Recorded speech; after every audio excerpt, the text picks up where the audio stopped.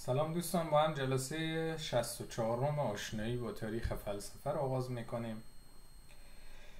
قبل از اینکه جلسه رو شروع کنم، یک از دوستان به نام درویش رنجبر در یوتیوب پرسیدن که البته من سوال اینا در یوتیوب پاسخ دادم، ولی گفتم باشه اینجا توضیح بدم، شاید به درد دیگران بخوره هیچ چیزی. پرسیدن که باشیم به خود متن بخونم. گفتن با تشکر از شما، یک سوال دارم. از آنجا که عقل نمیتواند هیچ چیزی را خارج از قالب زمان و مکان ادراک کند و خدا وجودی خارج از زمان و مکان است، چگونه عقل میتواند به شناخت دست پیدا کند، شناخت خدا دست پیدا؟ من به اونجا یک پاسخ دادم، مال با یک بیان دیگه پاسخ در اینجا میدم. منتها اول بگم که من اگر سوال بپرسین در یوتیوب پرسیوان یا به خود گروه پرسیوان در فیسبوک پیام بدین یا به نیمی شماره که من برای شما میدم، شماره تلگرام من، به خود پیام بدین و لطفا فقط سوال یا انتقاد اگه داشتین چی کنین. یعنی شماره که میدم فقط برای سوال و جواب دیگه، برای اختلاط و چیزا نیست. مثبت 41 77 922 08 40. من سوالا رو تک تک سوالایی که پرسیده میشه میخوانم و پاسخ میدم با کمال میل. ببینید، در مورد وجود خدا در واقع دو نوع بحث وجود داره. یکی بحث از وجود خدا در سطح هستی شناسیه، یکی بحث از وجود خدا در سطح معرفت شناسی. من ساده میکنم. در یک سطحی از بحث در باب وجود خدا موجودی فرازمان و فرامکانه و چون موجودی فرازمان و فرامکانه ما از او هیچ گزارش و روایتی نداریم و بنابراین چنین خدایی ممکن است باشد، ممکن نباشد. یعنی اگر خدا رو به عنوان یک وجود کل در نظر بگیریم که فرازمان و فرامکانه، وجودی امکانی میشه. یعنی ممکنه باشه، ممکنه نباشه. چرا وجودی امکانی میشه؟ چون همین رقمی که دوست ما آقای رنجبر پرسیده، عقل کلا نمیتونه خارج از زمان و مکان بیاندیشه و عقل در درون زمان و مکان میاندیشه و هر فهمی هم که ما از هر چیزی داریم، هر چیزی در درون نمی زمان و مکانه. و اگر شما از این چرچوب فرازمانی، از این چرچوب زمانمندی و مکانمندی فراتر برین، یک مفهومی فراتر از او قرار بدین، دیگه ما عقل بشری از او هیچ فهمی، هیچ ادراکی نداره. برمی وجود او چیز امکانی میشه، یعنی ممکنه باشه، ممکنه نباشه. این میشه سطح هستی شناسانه. یعنی در سطح هستی شناسانه احتمال داره که خدا باشه، احتمال داره نباشه، چون عقل بشری به اصطلاح تخته بند زمان و مکانه، هر چیزی که ورای نمی باشه ما او بدل میشه به یک امکان. در سطح معرفت شناسی شما دیگه دارین میارین در سطح خود عقل زمانمند و مکانمند دارین بحث پیش میبرین. در این سطح وجود خدا ما خداهای مختلفی داریم، مثلا نمیفهمم چند صد خدای هندی داریم، خداهای ایرانی داریم، خداهای عرب داریم، خدای به اصطلاح ادیان ابراهیمی داریم، خداهای نمیفهم سرخپوستا و نمیفهم خداهای چینی و ادیان شرقی و اینا رو داریم و انواع مختلف خدا رو داریم که این خداها مفاهیمی هستند، در واقع خداهایی هستند که در درون نمی عقل زمانمند و مکانمند بشری تبیین شدن دیگه. ما به واسطه عقل زمانمند و مکانمند از اینا گزارشی داریم. یکی قهر میکنه، یکی قیامت برام اندازه، یکی نمیفهم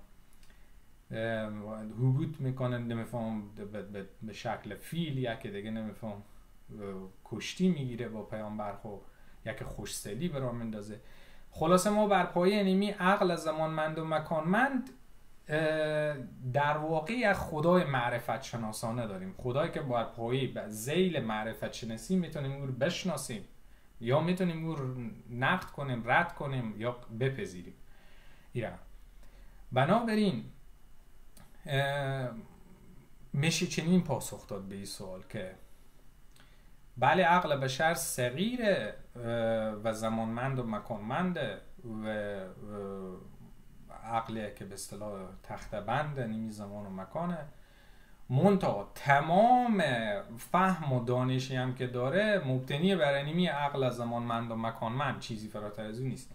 حالا این بماند که ادعای ادیان، حالا ادیان مختلف، اینه که نمیفهم کتب آسمانی کمک میکنه به نیمی عقل صغیر بشری، یعنی یک پیوند میزنه بین ماورای به اصطلاح نیمی زمان و مکان و خود زمان و مکان، بین عقل صغیر بشری و عقل خداوندی یک پیوند میزنه. این کتب آسمانی و نمیفهم صحف و اینا نیمی کار ایناه.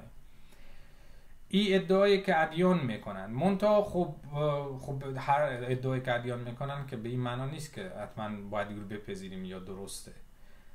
چیزی که فلسفه به ما میاموزه اینه، ای که تنها اتکای ما همینه، اینمی چیزی که هست، اینمی سطح معرفت شناسی که بشر داره. حالا چیزی پیوندی بین عقل و شعوره دیگه، یک قسمت یا عقل، حالا من نمیخوایم بگم فقط ما متکی بر عقله، و قسمت دیگه هم باز میل بشریه دیگه، یعنی همیناه، ما همینا رو داریم، چیزی فراتر از این نداریم، ما هیچ نیروی خداوندی نداریم.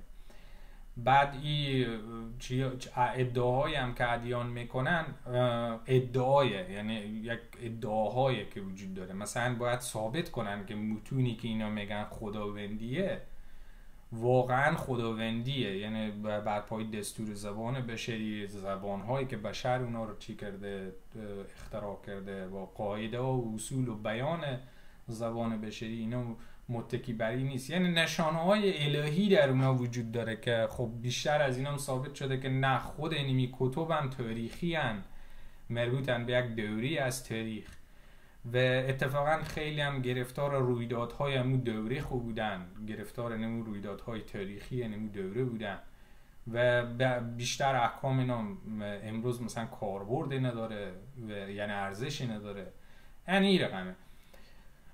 منتها تمام اینا رو که میگم ما در سطح معرفت شناسی هم میتونیم خدا رو نقد کنیم، هم میتونیم خدا رو بپذیریم، هم میتونیم خدا رو رد کنیم، همه این کارا رو میتونیم بکنیم.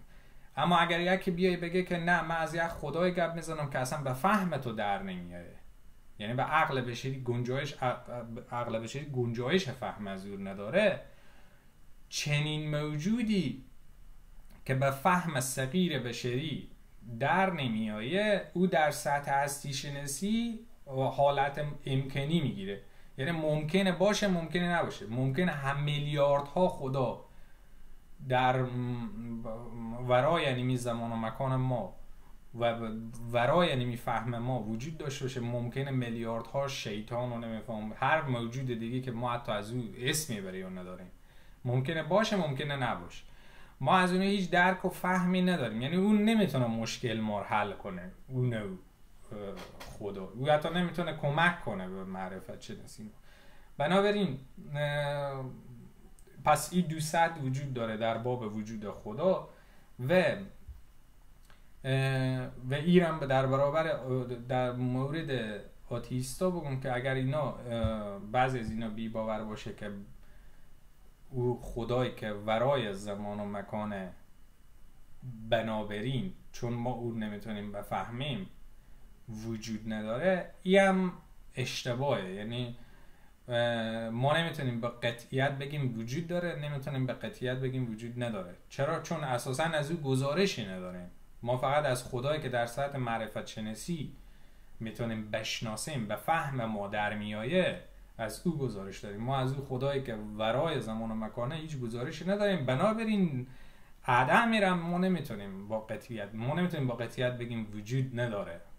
برای اینه که بین آتئیستان انواع مختلف آتئیسم داریم، نمیفهم انواع مختلف چند خدا باوری، ناخدا باوری، نمیفهم و انواع مختلف، بعضی از غیر خدا باوری، بعضی ها گرایش داره به انرژی هایی که ربطی هم به خدا نداره، انرژی های ماورایی و این چیزا. خب بنابراین تنها نقطه اتکای ما خود نیمی سقارت و نیمی عقل صغیر بشری و فهم بشریه و ما از درون امی هر کسی هم که ایر آماده، چون من میفهم تریک خیلی از آخونده اینه که نیمی عقل بشری تا جای ممکن توهین میکنن و یا تخریب میکنن که نشون بدن چیزی ورای از این مهمتر از این وجود داره و انسان باید به او رجوع کنه و بندگی پیشه کنه. منتها حتی خود اینا هم در انیمی تریکی که استفاده میکنه برای تخریب عقل بشری، باز از عقل بشری استفاده، یعنی حتی برای این که امیر بتونه برسونه و برای مخاطبای خود خیر قابل فهم کنه هم باز از عقل، یعنی ما هیچ راهی نداره، ما تمام متون مقدس با می عقل صغیر خود میشناسیم، تمام تاریخ با می، ما حتی فهم و درک هم از نیروهای ماورایی هم اگه گزارشی میدیم از اینا، یک تفسیری میدیم، باز بر پایه می عقل، تمام اتکای ما بر پایه می عقل بشریه و تمام می اختلافی که بین فرقه های مختلف و نمیفهم جریان های فکری مختلف و ایدئولوژی های مختلف و این چیزا برقرار شده، باز متکی بر روی یعنی عقل و فهم و درک بشری که خب تخته بند زمان و مکانه، هم تخته بند زمان و مکانه و هم تنها نقطه اتکای ما اینه، ما دیگه هیچ نقطه اتکای دیگه نداریم. خب بیایم رو بحث اصلی خود. خب امروز با یک فیلسوف دیگه آشنا میشیم که بسیار پیش بوده از زمانه خود. خب یعنی با اینکه در قرن 12 میزیسته، ولی مباحثی و شبیه مباحث فیلسوفای قرن 20 بوده، خصوصا فیلسوفایی که در حوزه زبان کار میکردن. یعنی آبلار 3 قرن بعد از بویتیوس یا بیشتر دیگه، نزدیک به 5 قرن بعد از بویتیوس، دوباره نمون مسائل بویتیوس مطرح میکنه و البته خب باید ایرم گفت که خب مباحث بویتیوس دامن زده بود به یک جنجال و جدل در قرون وسطا، ولی خب کسی که او دوباره به اصطلاح تیوریزه میکنه و یک خوانش جدیدی از اینا میده آبلار بوده. خب آبلار کاری که میکنه اینه که یک تفسیر انتقادی از مسئله شناخت ذات، حقیقت ذات و ذات چیزها دوباره عرضه میکنه 4-5 قرن بعد از بویتیوس. بیاییم به خوانش که اول از فرفریوس یا فورفریوس، من بالاخره نفهمیدم کدام یک از اینا درسته، استاد ما فرفریوس میگفت ولی خب من لاتینی که دیدم فرفوریوس بود. خب تفسیری که فرفریوس میده این 3 سوال مطرح میکنه و این جالبه که این 3 سوال دقیقاً این 3 سوالی که در جلسه قبلی از خود بویتیوس آوردم و 4-5 قرن بعد از بویتیوس آبلار دوباره اینا رو دوباره میگیره چیکار میکنه؟ تدوین میکنه. این 3 سوال چیه؟ میگه آیا کلیات وجود حقیقی دارند یا فقط در ذهنند؟ 2 اگر وجود حقیقی هستند آیا جسمانی هستند یا غیر جسمانی؟ اگر وجود حقیقی هستند، اگر فقط در ذهن نیستن، جسمانی هستند یا غیر جسمانی؟ اگر غیر جسمانی هستند مفارق از محسوسن یا در پیوند با اونن؟ یعنی اگر جسمانی نیستن چه پیوندی دارن با امور جسمانی و محسوس؟ خب حالا میگین که خب تا اینجا که میگین که خب چیزی نگفته دیگه، خب این چیزی رو گفته که بویتیوس گفته بوده دیگه و به نوع دیگه با بیان دیگه اینا ابن سینا هم گفته بود. خب چه اهمیت داره آبلار؟ اهمیت اینه که بین این تفسیری که دوباره به اصطلاح مطرح میکنه آبلار، یک بحث دیگه هم اضافه میکنه که البته این هم یک ریشه داشت در فیلسوفان ما قبل آبلار ولی نه زیاد، یعنی قدمت زیادی نداشت. برمیگشت به تضادی که بین استاد آبلار، مخالف آبلار و خود آبلار وجود داشت و ایرمیای آبلار تدوین میکنه. بحثی چیه؟ اینه که میگه مسئله کلیات صرفاً یک مسئله اونتولوژیک و هستی شناسانه یا یک مسئله صرفاً ناظر بر وجود موجود نیست، بلکه میگه که انمی مسئله هستی شناسانه یک وجه منطقی ذهنی هم داره و به این لحاظه که آبلار به شدت فیلسوف مدرن حساب میشه.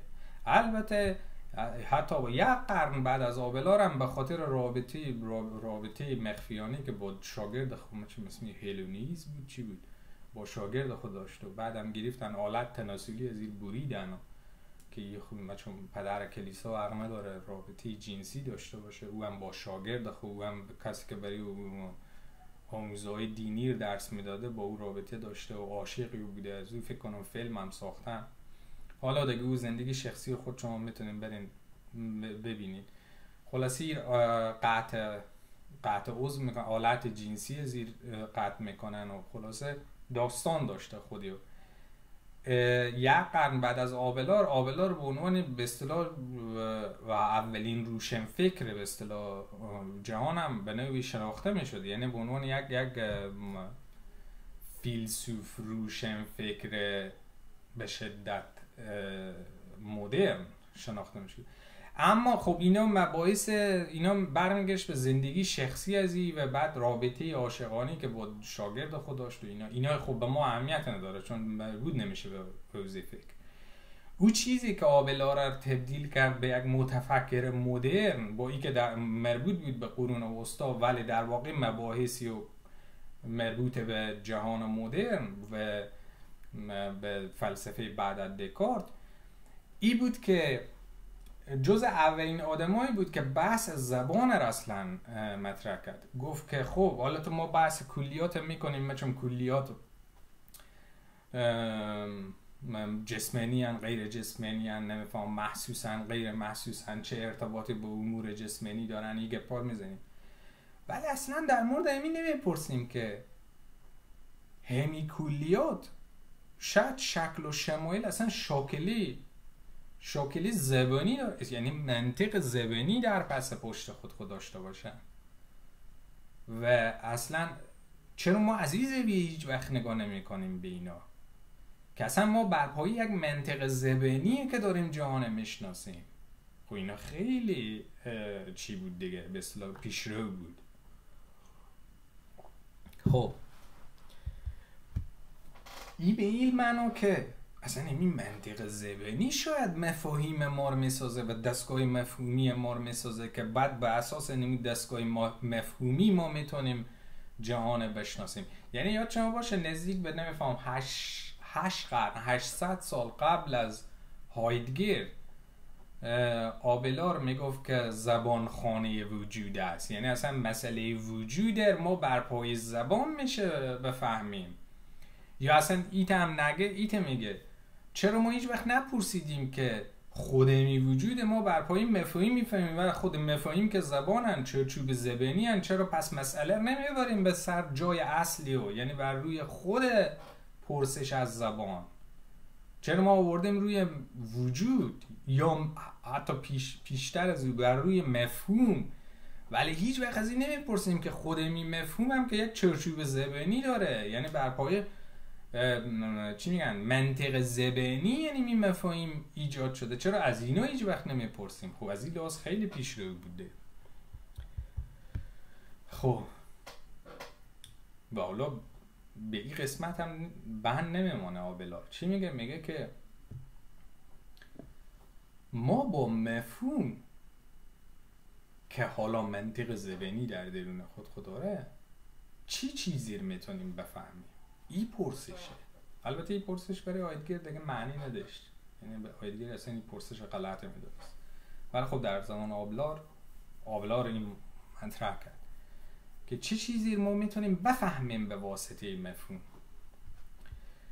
آیا نامیدن چیزها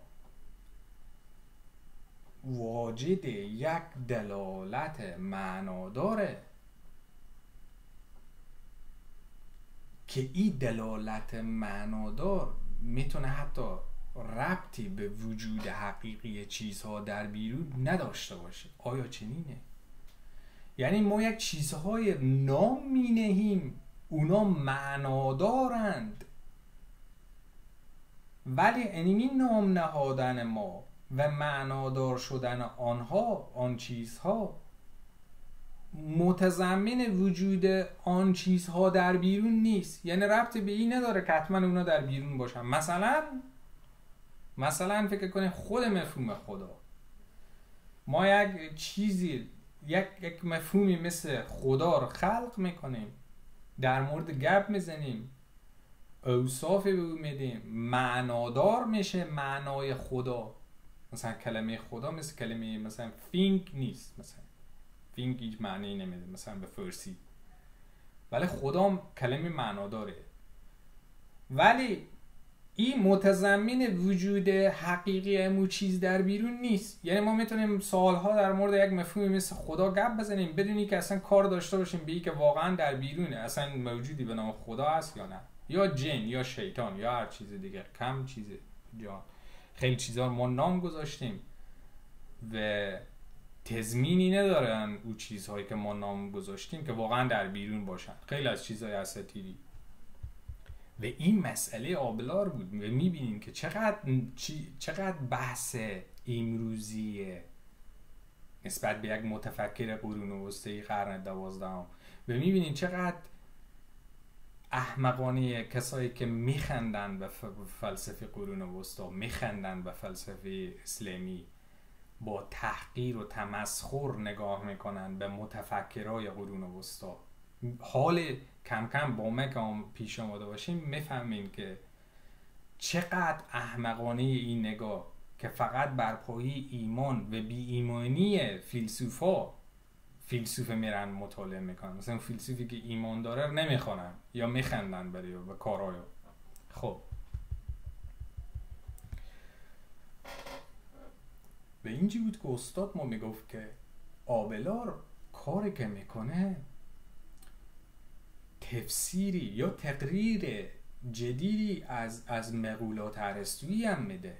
یا شما هست مقولات ارسطویی که گفت زدین 12 مقوله ارسطویی. ارسطو میگفت این به واسطه مقولات در منطق ارسطو، به واسطه مقولات که ما میتونیم مثلا از وجود چیزها بپرسیم، میتونیم بگیم چیزها وجود دارن، حکم بدیم که چیزها وجود دارن. حال آبلار چیکار میکنه؟ آبلار میگه که به واسطه مقولات و در واقع به واسطه منطق زبانی که ما به مفاهیم میدیم که ما میگوییم، خیلی قید مهمه، باید با دقت به گوش کنیم، ما میگوییم موجودات چگونه هستند. چرا ما میگوییم؟ برای ارسطو این ما میگوییم معنی نداشت. برای ارسطو ما به واسطه مقولات چیزها رو میفهمیم، ولی چیزها هستن حتی اگر مقولات ما نباشه، چیزها همون هم هستن. و میبینین چقدر نگاه کنتی داره آبلار به اینجی. میگه به واسطه مقولات که حالا خود این مقولات هم در روی زمینه به اصطلاح منطق زبانی ایجاد شدن، ما میگوییم که چیزها چگونه هستن. یعنی ما که دستگاه زبانی داریم فهمی از بودن چیزها داریم، یعنی سایر حیوانات نداره. و امور رقم هم هست میبینیم سایر حیوانات هیچ وقت هیچ حیوانی نمیتونه بگه که چگونه چیزها هستند، چرا چیزها هستند، چگونه چیزها هستند، این چیزها که هستن چیستن. اینا هیچ کدوم حیوانات جواب داده نمیتونن. البته ما در مورد موجودات دیگه که در کره‌های دیگه یا در جاهای دیگه زندگی میکنن ما در مورد اونها اطلاعی نداریم. ما در مورد این موجودات که روی کره زمین میتونیم امیر بگیم. و این انسانه، این حیوان ناطقه که دستگاه زبانی داره. این مانیم که چون خود مقولات و مفاهیم بر پایه زبان میشناسیم، این مانیم که میتونیم گزارشی بدیم از چگونگی چیزها و چیستی چیزها. خب این خیلی انقلابی بود دوره به قرن 12. خب بی ترتیب پرسشی که آبلار از کلیات داره به 2 سطح چی شده؟ به 2 سطح من از دکتر رجبی به شما میخوانم. یکی سطح هستی شناختیه، یعنی اون سطح اونتولوژیک. میگه در این سطح با توجه به بحثی که از بویتیوس داشتیم، برای ما روشن است که ما در جستجوی یک نهاد مشترک هستیم در اشیا و موجودات در این سطح هستی شناختی، در سطح وجود شناختی. این آبلار در واقع کار نداره و حتی بویتیوس قبول داره و ارسطو قبول داره و نمیفهم مثلا ابن سینا رو قبول داره. به این سطح خب بحث اینه، خب حالا نسبت فهم ما با وجود چیزها چیست؟ ای به این سطح. حالا سطح دوم که اتفاقا آبلار جزء بنیانگذارای بود، سطح منطق زبانیه.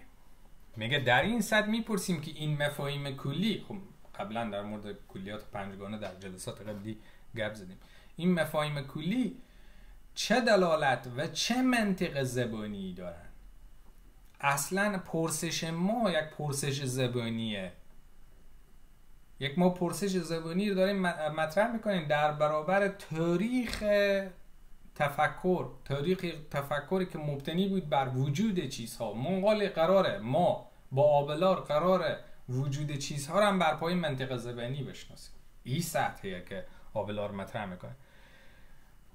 و این هم چیه؟ و این تاکید استاد ما بدون توجه به رابطه خود نیمی دلالت ها با اشیا، ما کاری به نسبت ای که چگونه میتوانیم چیزها رو بفهمیم و چه نسبتی بین عقل و وجود برقراره، ما به این کار نداریم. یعنی آبلار این قبول داشت، این بحث ارسطویی بویتیوسی این قبول داشت، اما بحث آبلار یک چیز دیگه اینه که